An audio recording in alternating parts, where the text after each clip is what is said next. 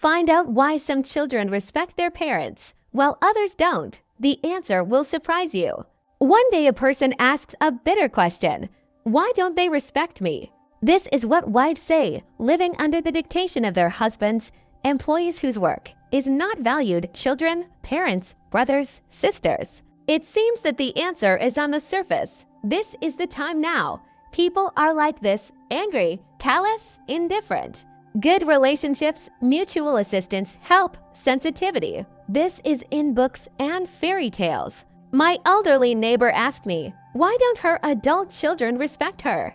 I didn't do anything bad to them. On the contrary, I dedicated my whole life to them.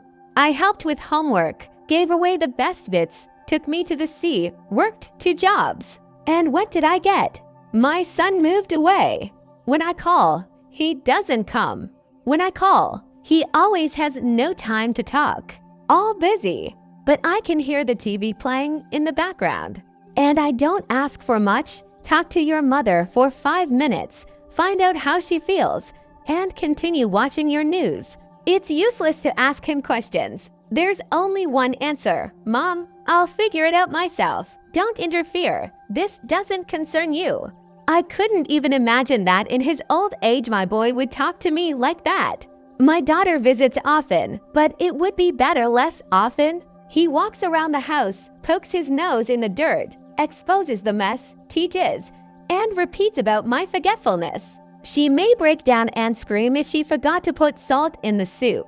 Recently, I made an appointment with some expensive doctor, but I forgot that I had to go. And she screamed at me again. She loves me in her own way and takes care of my health, but there is not an ounce of respect. They say that children are raised by example. You should have seen what kind of daughter I was. I did everything for my mother, fulfilled any whims. She was in the hospital on the other side of the city. I cooked her favorite dishes and drove her after work. Once there was a snowstorm in the city, transport did not work. I walked for 3 hours to the hospital, falling through the snow, to deliver a fresh lunch. In her old age, my mother had difficulty hearing and seeing.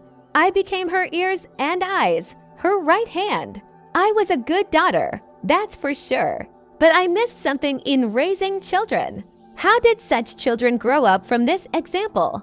American psychoanalyst James Hollis came to an interesting conclusion.